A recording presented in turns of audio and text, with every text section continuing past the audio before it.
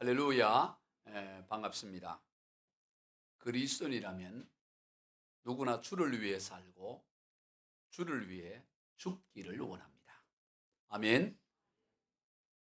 일로 아멘 소리가 약한 것 같아요. 죽기가 싫은가 봐. 아멘. 주를 위해 살고 주를 위해 죽기를 원하는 사람. 그가 그리스도인이죠. 비록 그렇게 살지는 못할지라도 그렇게 살고는 싶어야 되는 것입니다. 정말 주님 위해 살고 싶고 주님 위해 죽고 싶은 그것이 우리의 깊은 갈망이 되어야 돼요. 그가 참 그리스도인 거죠. 오늘 본문 7절과 8절을 읽어봅니다. 우리 중에 누구든지 자기를 위하여 사는 자가 없고 자기를 위하여 죽는 자도 없도다. 우리가 살아도 주를 위하여 살고 죽어도 주를 위하여 죽나니 그러므로 사나 죽으나 우리가 주의 것이로다. 얼마나 귀한 말씀입니까? 여러분 오늘 설교 다 잊어버려도 오늘 이 7절 8절을 기억하고 암송한다면 큰 유익이 있을 줄로 믿습니다. 우리 중에 누구든지 자기를 위하여 사는 자가 없고 자기를 위해 죽는 자도 없다. 누구든지라는 거예요. 정말 그렇습니까? 우리가 살아도 주를 위하여 살고 죽어도 주를 위하여 죽나니 그러므로 사나 죽으나 우리가 주의 것이로다. 과연 내 삶이 이렇게 살아가고 있는가? 아니면 반대의 삶이 아니에요? 우리 중에 누구든지 주님을 위하여 사는 자가 없고 주님을 위하여 죽는 자도 없도다. 우리가 살아도 자기를 위하여 살고 죽어도 자기를 위하여 죽나니 그러므로 사나 죽으나 우리가 자기 것이로다. 이 모습이 오늘 우리의 모습은 아닌가요? 어느 것에 가까워요? 살아도 주를 위해 살고 죽어도 주를 위해 죽는 것에 가깝습니까? 아니면 살아도 나를 위해 살고 죽어도 나를 위해 죽는 거기에 가깝습니까? 그리스도인이라면 정말로 예수를 믿는다면 살아도 주를 위해 죽어도 주를 위해 그러고 싶은 갈망이 있어야 된다는 거예요. 그럼 도대체 어떻게 그렇게 살고 그렇게 죽을 수 있을까요? 그 답을 오늘 본문에서 이렇게 말합니다. 시작. 이를 위하여 그리스도께서 죽었다가 다시 살아나시니 곧 죽은 자와 산 자의 주가 되려 하십니다. 어떻게 하면 되느냐? 먼저 예수님께서 우리 인생의 주인이 되어져야 한다는 거예요. 우리가 주를 위해 살고 주를 위해 죽기 전에 먼저 예수님이 우리의 주인이라는 것이 분명해져야 된다 이 말이에요. 예수님이 주인이 되어지면 주가 되어지면 그것이 무엇이든지 다 주를 위한 것이 돼요. 예수님이 주님이 되어지면 사는 것도 죽는 것도 잠자는 것도 깨어있는 것도 일하는 것도 다 쉬는 것도 주를 위한 것이 되죠. 마찬가지로 예수님이 주인이 되지 않으면 자기 자신이 주인의 자리에 있으면 그것이 어떤 큰 일이든 어떤 수고와 애씀이 있든지 다 자기 자신을 위한 거예요. 우리 굉장해 보이고 대단한 헌신인 것 같고 다 박수 치는 것 같다 할지라도 결국은 주를 위한 것이 아니라 자신을 위한 것이다. 주인이 누구냐 이 핵심이에요. 먼저 중요한 것은 주를 위해서 일을 하느냐 안 하느냐가 아니고 누가 주인인가? 예수님이 주인인가? 그게 더욱 중요하다는 거예요. 아니 중요할 정도가 아니라 전부라고 할 수가 있습니다. 몇 년 전에 종교개혁 500주년을 기념해서 유럽의 성지순례를 다녀왔었습니다. 독일의 루터, 체코의 얀 후스, 그리고 스위스 제네바의 깔뱅, 취리히의 찌빙글리 등등 종교 개혁자들의 그 행보를 살펴보며 여행을 다녀왔어요. 가운데 제게 가장 인상이 깊었던 것은 루터의 도시라고 불리는 비텐베르크의 시였습니다. 여러분 독일을 가보지 않아도 비텐베르크라는 것은 많이 들어봤을 거예요. 왜냐하면 목사님이 종교 개혁주일마다 비텐베르크를 종종 인용하기 때문에 바로 이 비텐베르크는 루터가 종교 개혁을 깃발을 든 곳이에요. 우리가 흔히 잘 아는 비텐베르크 성당 정문에 95개조 방방문을 세워놨어요. 그리고 토론하자고 한 것이 종교개혁의 기치가 된 거예요. 지금은 가보면 그걸 청동으로 95개조 방방문을 잘 조각해놨습니다. 그런데 여기서 약 한 10분 정도 걸어가면 비텐베르크시 교회가 있어요. 마리아 교회라고도 하는데 그 비텐베르그시 교회 안에 들어가 보면 그 제단화라고 그림을 다음 화면 보여주세요. 그 루터와 어릴 적부터 친구였던 화가 루카스 크라나흐가 그린 제단화가 있어요. 제단에 그려놓은 그림이 제단화인데요. 이 네 편의 그림이 있는데 저는 그 네 편의 그림을 보면서 종교개혁의 본질, 이 개신교 기독교의 본질이 뭐냐를 이 그림 속에서 보게 됐어요. 그래서 여러 나라를 성지를 순례한 가운데서 바로 이 그림이 제게 가장 감동을 주고 이것이야말로 기독교의 본질이구나. 이것을 루터의 친구인 루카스 크라나흐가 그림으로 남겨놓은 거예요. 이 그림에 보면 제일 왼쪽에는 세례를 주는 루터의 모습이 그려져 있고 그 가운데는 바로 이 최후의 만찬에 관한 그림, 그리고 오른쪽에는 죄의 고백과 용서, 그리고 제일 아래 그림 네 번째 그림은 루터가 설교를 하고 있는 그것을 그려놨습니다. 다 의미가 있는데 그 가운데 이 가운데 있는 그림을 보면 최후의 만찬의 이 그림을 보면 이 최후의 만찬의 그림은 우리가 흔히 생각하는 예수님께서 이 제자들과 마지막 만찬을 나눌 때 그려놓은 그림이죠. 그런데 거기에 누구의 얼굴을 그렸었냐면은 바로 예수님의 얼굴 외에는 전부 그 당시에 실존하고 있었던 인물들을 그렸어요. 루터 자신의 그 그림뿐만 아니라 그리고 또 그 루터가 독일어로 성경을 번역을 했잖아요. 번역한 것을 인쇄를 한 인쇄업자인 한스 루프트, 그리고 화가의 아들 등등 당시 현존하는 사람들을 그 최후의 만찬의 그림 속에 얼굴로 그려냈다 이 말이에요. 이것이 의미하는 게 뭘까요? 이게 왜 이런 그림을 그렸을까요? 이것이 의미하는 것은 바로 우리 기독교라는 것은, 복음이라는 것은 그저 2000년 전에 3000년 전에 4000년 전에 그것을 기억하고 기념하는 게 아니고 바로 그 이야기가 오늘 나의 이야기고 오늘 이 시대의 이야기다라는 걸 보여주는 거예요. 그저 과거에 아브라함이 어떠했고 다윗이 어떠했고 예수님이 어떠했고 베드로가 어떠했고 그것이 아니고 바로 그 이야기는 곧 나의 이야기다. 바로 내 이야기다라는 것을 말씀하고 있는 것입니다. 그게 기독교라는 것입니다. 성경은 성경이고 나는 나일 뿐이다. 그게 아니에요. 성경이 곧 내 이야기입니다. 따라해 봅시다. 성경이 곧 내 이야기입니다. 성경 이야기가 곧 내 이야기예요. 그리고 요셉 이야기를 보면서 이게 내 이야기고 바울 이야기를 보면서 그게 내 이야기로 심겨져야 되는 것입니다. 그러지를 못하는 거예요. 그래서 요셉과 같은 상황을 만나게 되면, 다윗과 같은 상황을 만나게 되면 그대로 그 교과서처럼 그렇게 진행해 나가면 되는데 그거는 그거고 요셉은 요셉이고 다윗은 다윗이고 나는 나고 그렇게 살아가. 그게 오늘 이 시대의 문제가 아닙니다. 또 두 번째 인상이 깊었던 게 뭐냐면 그 아래 그림이에요. 바로 루터가 설교를 하는 그림인데 여러분 이게 멀리 이제 있다 보니까 그림이 잘 그 특성을 잘 모를 수 있는데 우리가 금방 보면 바로 왼편에는 그 이 설교를 듣는 회중들이 있고 그다음에 단에서 루터가 설교하고 그 가운데 예수님의 십자가가 있어요.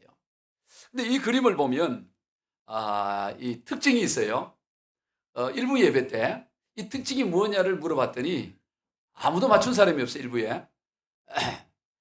그래서 2부에는 맞힐까 이렇게 별 기대는 하지 않습니다만은 일부에 이제 답을 아시는 분은 참여했던 분은 입 다물고 여기 이 그림의 특징이 하나 있어요. 물론 이 강단은 우리는 이 가운데 있지만 이 당시에 그 강단은 이 벽에 이렇게 있었어요. 벽에 그런 특징 말고 그리고 이 정면에는 이 제단을 만들어 놓고 또 제단화를 그려놓고 이랬고 벽에서 이제 설교를 하는 거죠. 이랬는데 이 그림의 특징이 뭔가 아주 특이한 게 있어요. 아시는 분에게는 이따 밥을 봉두로 드리겠어요. 봉두가 아니고 뭐지? 꽃배기로 드실 수 있는 권한을 드리겠어요. 요즘 또 날씬한 걸 좋아하는. 이 특징이 뭘까?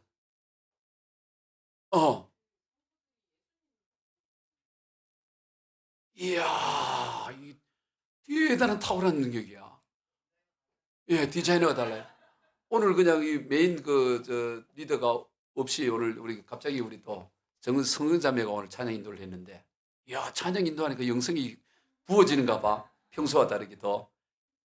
이게 지금 특징이 뭐냐면 설교를 하는 루터도 예수님을 향하고 있고 청중들도 전부 예수님을 바라보고 있어요. 루터를 바라보는 게 아니야. 가운데는 예수님께 여러분 몰라도 여러분도 아쉬워할 게, 뭘 사실 몰라. 잘 모를 수밖에 안 보이니까 멀리 떨어져서 아무리 봐도 잘 모르잖아요. 그러니까 자세히 보면 할 수 있지만. 그런데 이 특징이 뭐냐면 모든 회중도 그리고 설교자도 오직 십자가 예수께 초점 맞췄다 이 말이죠. 이게 특징이라는 거예요. 종교개혁의 특징이 바로 그것을 그의 친구가 재단화로 그려놓은 겁니다. 오직 예수, 모든 결론이 예수다 이 말이에요. 어떤 제도도 아니고 교황도 아니고 어떤 시스템도 아니고 오직 예수 그리스도가 결론이다. 여러분, 우리 기독교의 신앙의 본질이 예수 그리스도인 줄로 믿습니다. 믿음의 결론은 예수 그리스도, 기도의 결론도 예수 그리스도. 제가 뭐의 결론 그러면 여러분 예수 그리스도 그러세요? 믿음의 결론이 무엇입니까? 기도의 결론이 무엇입니까? 사업의 결론이 무엇입니까? 인생의 결론이 무엇입니까? 자녀의 결론이 무엇입니까? 학업의 결론이 무엇입니까? 여행의 결론이 무엇입니까? 확실해요? 모든 것의 결론은 예수 그리스도가 돼야 돼. 이게 기독교의 본질. 모든 결론은 예수 그리스도. 예수 그리스도를 통해서 뭐를 얻는 게 아닙니다. 예수 그리스도가 목적이고 예수 그리스도가 종착점이고 예수 그리스도가 결론이 되는 신앙. 이게 기독교의 본질인 것이죠. 사도 바울이 그랬어요. 빌립보서 1장을 보면 사도 바울이 로마 감옥에 복음을 전하다가 감옥에 갇혀서 죽음을 기다리고 있는 시간이 되어집니다. 그런데 그동안 사도 바울의 그늘 안에서 리더십을 발휘하지 못했던 사람들이 사도 바울이 감옥에 갇히게 되자 이때다 싶어서 사도 바울만 뭐 대단하냐, 우리는 사도 바울보다도 더 잘할 수 있어 하면서 사도 바울을 시기 질투하면서 이때 우리의 그 영향력을 발휘하자고 하면서 사람들을 모으기 시작하고 전도를 해서 교인들을 모으기 시작하는 거예요. 이거 순수한 의도가 아니었어요. 사도 바울을 더 시기해서 사도 바울을 괴롭게 하려는 목적으로 자기들의 어떤 그 세를 가하려고 하고 있었습니다.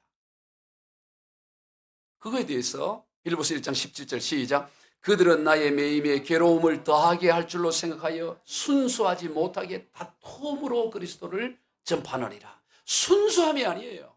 뭔가 세와 파워를 얻기 위한 거예요. 이거를 현대인 성경에서는 이렇게 번역했습니다. 시작. 그러나 어떤 사람들은 순수한 동기로 그리스도를 전하지 않고 갇혀있는 나를 더욱 괴롭힐 생각으로 이기적인 야심에서 그리스도를 전하고 있습니다. 이기적인 야심이에요. 자, 그러면 그 소식을 전해왔을 거 아니겠어요? 감옥에 있는 바울에게. 그럼 보통 어떻게 될까요? 말이 되냐? 복음을 순수한 동기로 전해야지. 자기 세를 과시하기 위해서 복음을 전한다고. 잘 되나 봐라. 내가 잘 되면 손에 장을 지진다. 뭐 이렇게 그 다음 절로 이어져야 될 수 있어요? 말이 되냐고. 이 나쁜 놈들. 뭐 이렇게 할 수 있어요. 그런데 그 17절 다음 18절에 놀라운 말을 합니다. 18절을 본다. 시작. 그러면 무엇이냐? 거칠애로 하나 참으로 하나 무슨 방도로 하든지 전파되는 것은 그리스도니 이로써 나는 기뻐하고 또한 기뻐하리라. 놀라운 고백을 해요. 나는 아무 상관이 없어. 볼륨을 처음에 했던 대로 올려놓으세요. 교정하지 말고 볼륨을 더 올려놓으세요. 소리를 더 높이세요. 나하고는 아무 상관이 없다. 무슨 방도를 하든 나를 시기하든 뭘 하든 아무 상관없이 예수 복음을 전하는 일은 그리스도를 전하는 일이라면 나는 기뻐하고 또한 더 기뻐하고 즐거워하고 더 즐거워할 뿐이다. 왜? 이 모든 사역의 주인은 예수 그리스도가 주인이기 때문에 나를 시기하고 나를 뭐해서 아무 상관이 없어. 아무 상관없어. 오직 예수 높여진다면 나는 그것으로도 충분히 만족해. 내가 주인이 아니야. 오직 예수님이 주인이야. 이 고백을 하는 거예요. 할렐루야. 그리고 순교, 목배임을 당해 순교로 끝나는 것입니다. 여러분, 이것이 신앙의 본질이에요. 나 같은 거 상관없어. 예수님이 높여진다면, 주인이 높여진다면 너 뭔 상관이 있어. 날 괴롭혀. 아무 상관이 없어. 여러분은 주인이 누구십니까? 예수님은 여러분에게 있어서 어떤 분이십니까? 영국에 있어서 가장 번성기를 누렸던 왕이 1800년대 빅토리아 여왕이에요. 아마 이름은 들어봤을 것입니다. 빅토리아 여왕은 제위가 64년에 제위를 하면서 영국을 영원히 해가 지지 않은 나라로 만들었어요. 근데 이 빅토리아 여왕은 신앙심이 아주 좋은 그런 여인으로 기록이 되어 있어요. 그리고 백성들을 사랑해서 종종 그분은 서민들과 대화를 나누고 궁궐에서 나와 대화하는 것을 즐겼다고 합니다. 그런데 한 번은 성 밖에 나와서 궁궐에서 한 믿음 좋은 과부를 만났대요. 대화를 나누는데 아주 신앙이 좋아요. 그래서 대화 중에 감동을 한 이 여왕이 부인을 찾은 손님 중에서 가장 고귀한 분은 누구십니까? 라고 물어봤답니다. 당연히 그거야 예수님이지요, 이런 답을 기대했던 거예요. 그런데 이 과부 여인이 뭐라고 말하냐면, 가장 귀한 손님은 두말할 것도 없이 여왕폐하이십니다. 제 생애 최고의 손님이십니다. 이런. 그랬더니 이 여왕이 실망을 한 거예요. 실망해서 뭐라고 말하냐면, 아니 부인을 찾아오신 최고의 손님은 예수님이 아니실까요? 이렇게 물어요. 그랬더니 이 과부가 하는 말이, 여왕폐하, 예수님께서는 결코 손님이 아니십니다. 제 주인이십니다. 예수님께서는 우리 집에 처음부터 계셨습니다. 찾아온 게 아니라 처음부터 계속 저와 함께 계셨고, 저는 그분을 섬기는 종에 지나지 않습니다. 이래 대답. 왜 감동 좀 해보세요. 여러분이 말을 못 하더라도 남이 이런 걸 하면 좀, 나도 그래 할 수 있어. 그래서 이 과부가 어떻게 시집 보낼까요? 그래가지고 하여튼 시집 차러 가서 오래오래 행복하게 아들들 놓고 잘 살았다. 여러분, 예수님은 손님이 아닙니다. 예수는 우리 인생의 주인이세요. 예수님이 우리 인생의 주인이에요.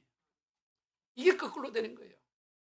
우리가 살아도 주를 위하여 살고 죽어도 주를 위하여 죽으면 신앙생활만큼 기쁨이 없고 즐거움이 있고 찬양이 있어요. 근데 이게 거꾸로야. 살아도 나를 위하여 살고 죽어도 나를 위하여 죽으니 이게 마치 뭐와 같으냐면 물구나무 서기하고 걸어가는 것 같아요. 여러분, 우리가 똑바로 걸어가야지. 발로 걸어가야지. 물구나무 서기에서 걸어가면 얼마나 불편해요. 머리로 걸어가면 어떻게? 요즘은 군대 그런 폭력이 없어졌지만 제가 군에 입대한 군 생활을 할 때만 해도 원산 폭격이라는 게 있었어요. 그걸 왜 원산 폭격이라고 그런지 모르겠지만 우리 김지우 집사님 원산 폭격 아시죠? 예. 원산 폭격이 뭐냐면 맨바닥에 머리를 박고 그다음 열중시에 하고 서 있는 거야. 누가 한번 시범 보여드릴까? 여러분, 머리는 하늘을 쳐들고 머리는 위에 둬야지. 머리를 땅에 박고 있으면 그거 얼마나 고통스럽겠어요. 머리를 땅에 박고. 예수를 믿으면서 원산 폭격하듯 사는 인생들이 얼마나 허단지 몰라요.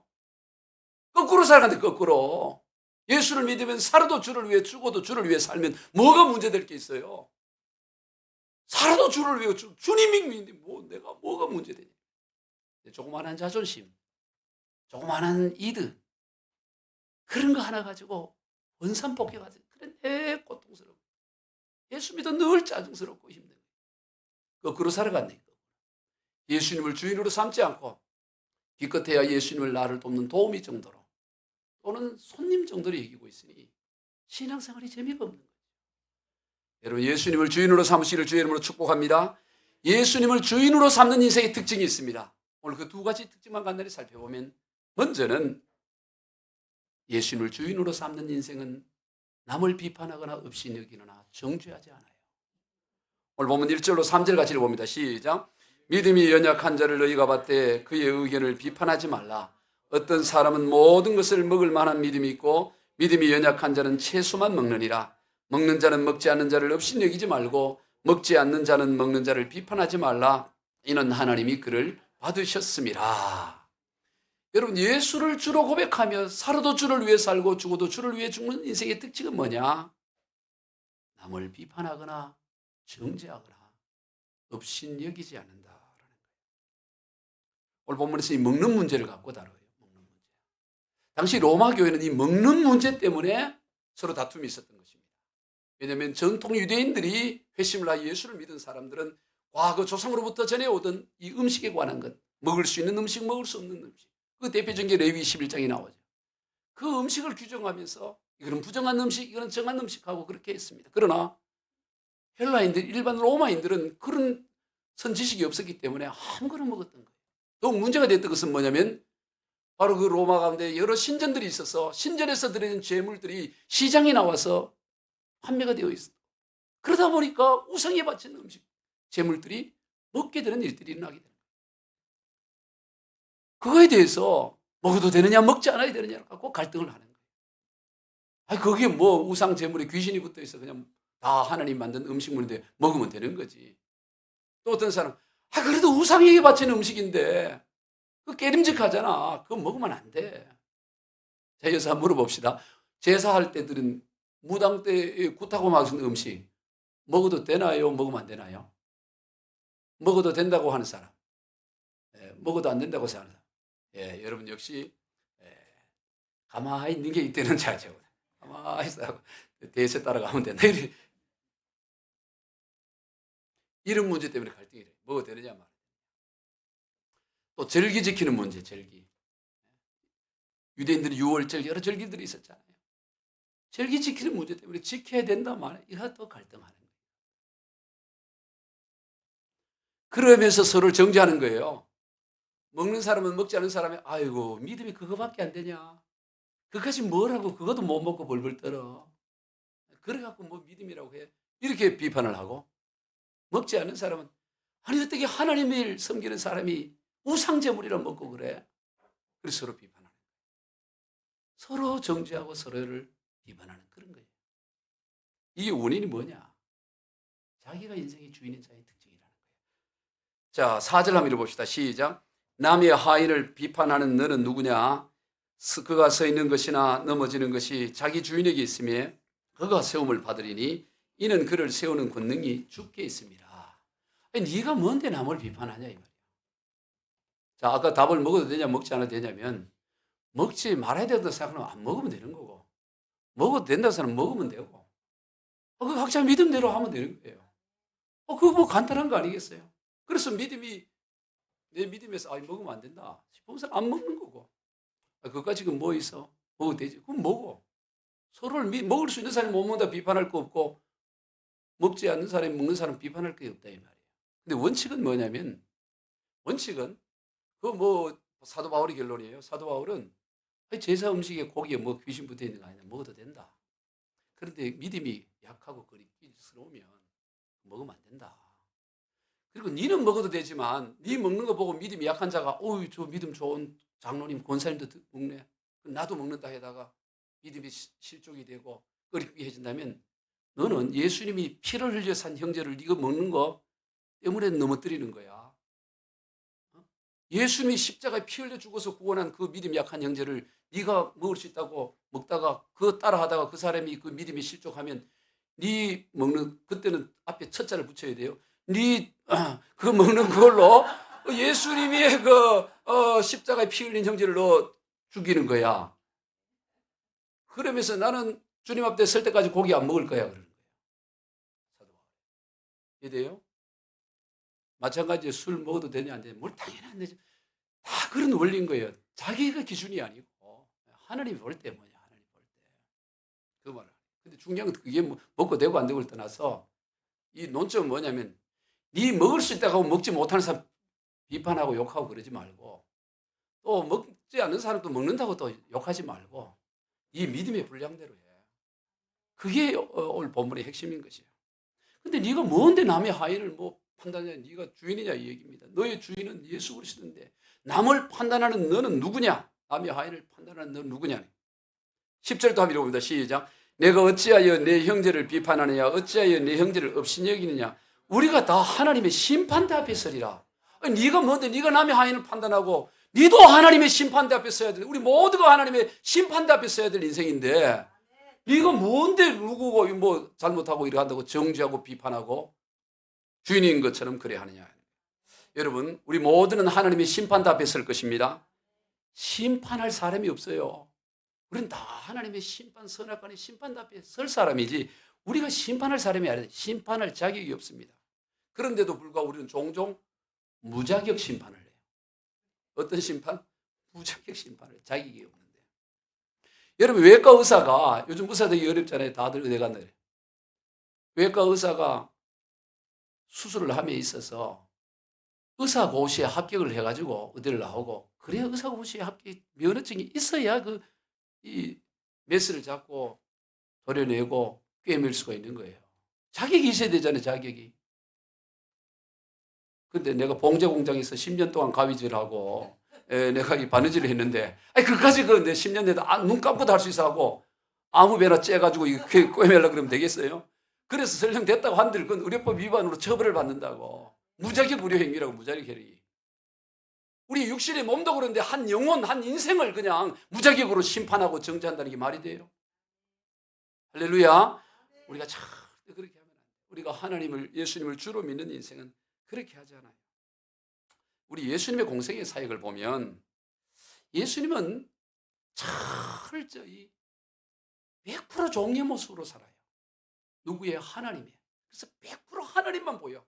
자기를 드러내지 않고 온전히 자신의 삶을 통해 오직 하나님만 드러내는 삶을 공생애사 사역을 하셨어요.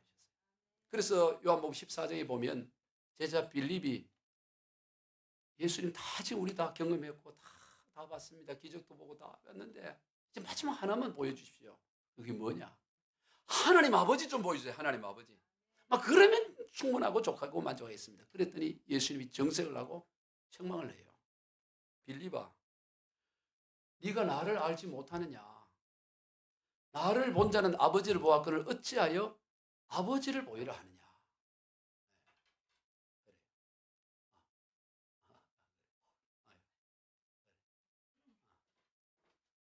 항상 인생에는 변수가 있어요.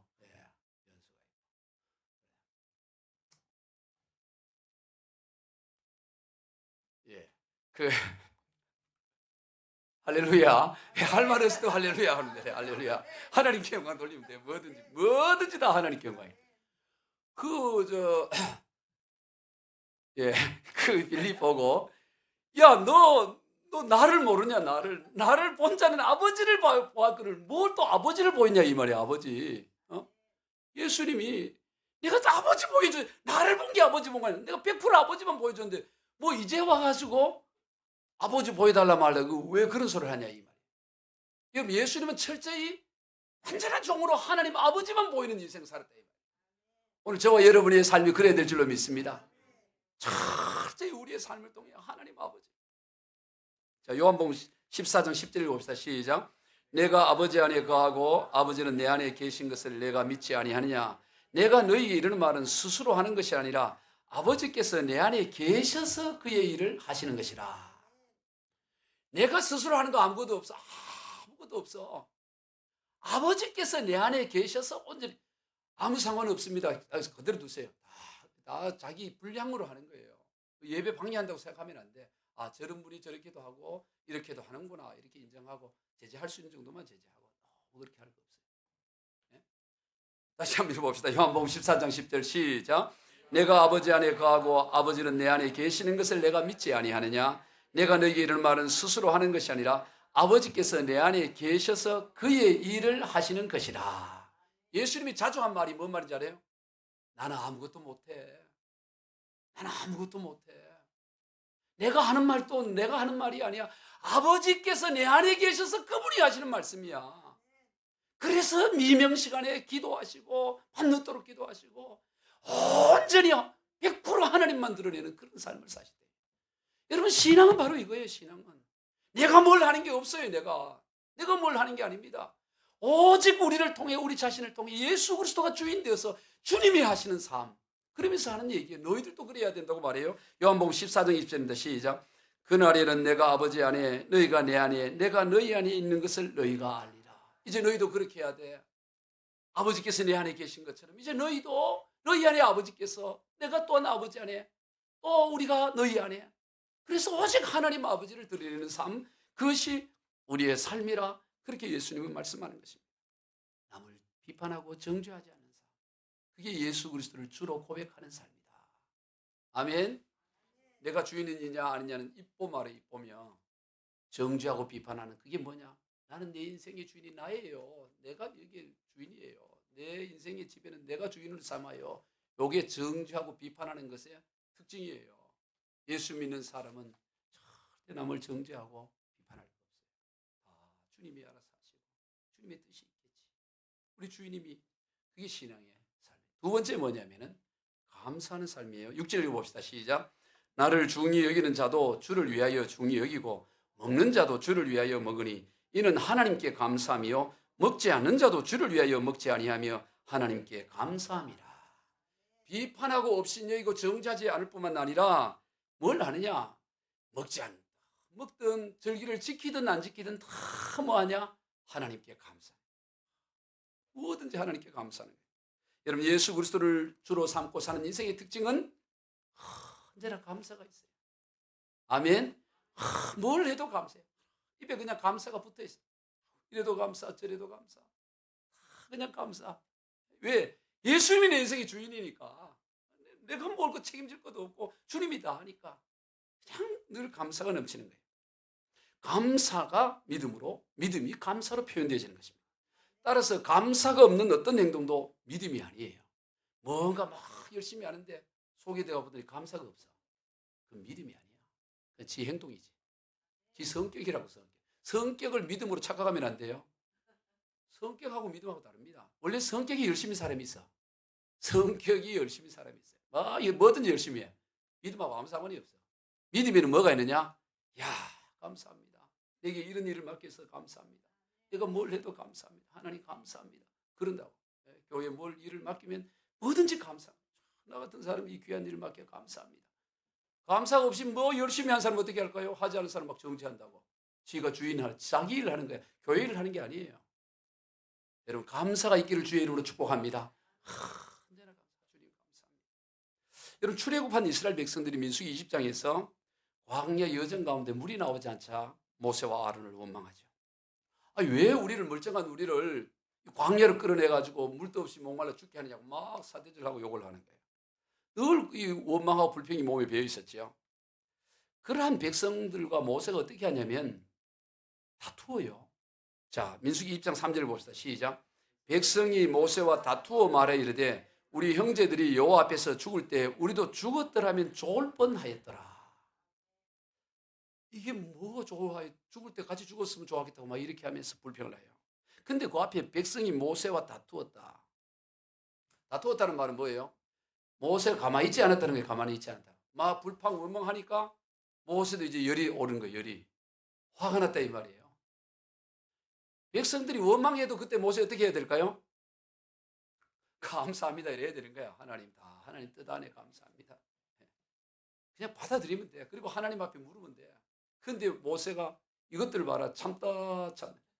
예수 참으니까 이게 나를 가만히 떼기로 하냐 뭐 이러면서 이 모세가 이제 혈기가 나는 거예요. 혈기가 화가 나는 거예요.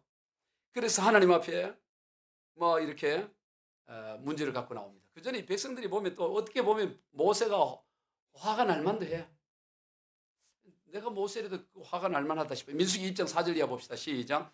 너희가 어찌하여 여호와의 회중을 이 광야로 인도하여 우리와 우리 짐승이 다 여기서 죽게 하느냐? 너희가 어찌하여 우리를 애굽에서 나오게 하여 이 나쁜 곳으로 인도하였느냐? 이곳에는 파종할 것이 없고 무화과도 없고 포도도 없고 석류도 없고 맛이 다 없는 것만 찾는 거야. 뭐도 없고 다 없다면서. 그래 막 원망하고 불평. 그래 하도 원망하고 불평하니까 모세도 화날 만하죠. 아무리 모세도 조입사님 이 정도면 아니 지금 너희들 그러면 뭐 너 지금 오늘 아침 뭐 먹었어? 얘들 뭐 먹었지요? 만나 먹었잖아 아침에. 너 이 더위에 지금 하늘 쳐다봐. 지금 어디서 지금 항의하고 있어요? 구름 가리고 구름 밑에서 항의한다고. 지금 어쨌든 살고 있는 게 점적인 하나님 은혜로 하나님 주신 만나 먹고 힘내가고 지금 항의하고 있잖아요. 그러니까 모세 입장에서는 이 열이 받칠만 하지. 화가 날 만해요. 그런데 하나님이 뭐라 그러냐? 하나님이 모세 보고 뭐냐면 그 사람들 다 이해해라. 그 사람들 이해하고 다 불러 모아놓고 이 반석이를 향해서 물이 나오라고 명해라. 그럼 내가 물 나오게 해줄게. 하나님 백성들이 저 원망하고 불평하는 걸 이해해 주셔요. 사람이 여러분 별난 기적을 경험해도 지금 당장 발등에 불이 떨어지면 그게 전부밖에 안 보이거든. 뭐 아침에 만나 먹고 뭐 별난 거 다 해도 지금 당장 목마르니까 죽겠다고 소리 지르는 거야. 사태질하고. 그러니까 하나님은 더 이해를 하신다 이 말이야. 그래서 다 백성들 불러 모아놓고 너 지팡이 들어가서 말하면 반석에서 물이 나온다. 그러면 다 먹여라. 이래야 하나님이 얘기하는 거예요. 그러면 그렇게 하면 되잖아요. 주인이 그래 하라 그러면. 그런데 이 모세가 다 불러 모아놓고 그렇게 말하지 않고 뭐라고 말하냐면은 민수기 2장 10절 11절 읽어봐. 시작. 모세와 아론이 회중을 그 반석 앞에 모으고 모세가 그들에게 이르되 반역한 너희여 들으라. 우리가 너희를 위하여 이 반석에서 물을 내랴. 모세가 그의 손을 들어 그의 지팡이로 반석을 2번 치니 물이 많이 솟아나므로 회중과 그들의 짐승이 마시느니라. 그 회중을 타기 뭐라 그래요? 반역한 너희여. 반역한. 뭐 야단을 치는 거예요. 그러면서 우리가 너희를 위해서 물을 한번 내봐 이러면서 반석에다가 지팡이를 내어쳤다 이 말이죠. 자, 마치 자신의 능력으로 반석에서 물을 나오게 하는 투의 말이죠. 주인이 안 보여요. 여기서는 모세 아론이 보여. 모세 아론. 이거에 대해서 주님이 뭐라고 평가하냐. 민수기 2장 12절 시작. 여호와께서 모세와 아론에게 이르시되 너희가 나를 믿지 아니하고 이스라엘 자손의 목전에서 내 거룩함을 나타내지 아니한 거로 너희는 이 회중을 내가 그들에게 준 땅으로 인도하여 드리지 못하리라 하시는. 너 이제 아웃이야. 너 가나안 땅 못 들어가. 너 왜 그랬어? 그러는 거예요.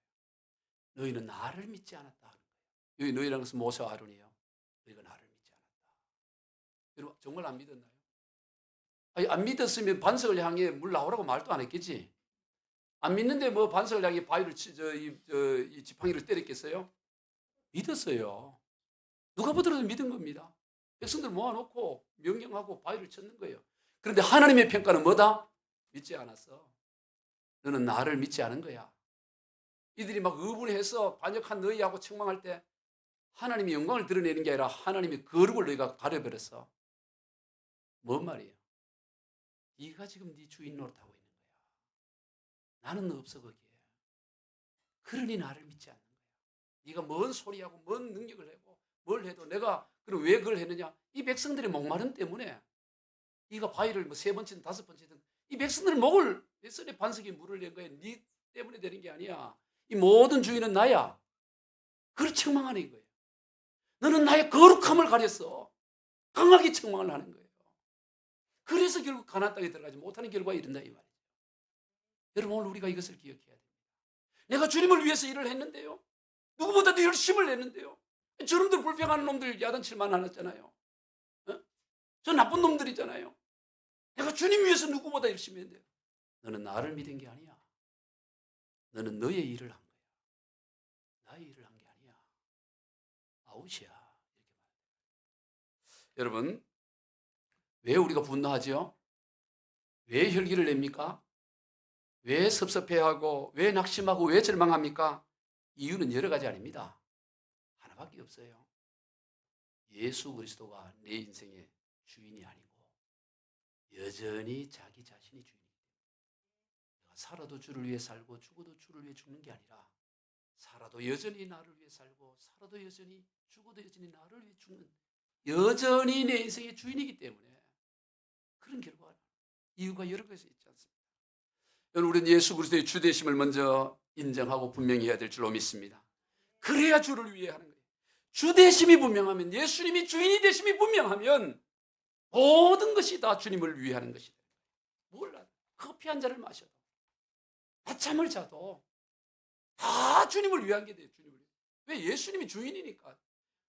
예전에 노예가 하는 모든 일은 주인을 위한 일이에요. 노예가 하는 일은 100% 노예는 100% 다 주님의 일이에요. 주인 일이에요. 오늘 우리가 예수 그리스도의 주되심을 인정하며 그렇게 믿음의 길을 걸어가는 저와 여러분 다 되시길 주 예수 그리스도 이름으로 축복합니다. 기도하겠습니다. 하나님 아버지 감사합니다. 우리가 주인 삼았던 모든 것 다 내려놓고 오직 주를 위하여 살아가는 인생 되게 하여 주옵소서. 축복하며 예수님의 이름으로 기도하옵나이다.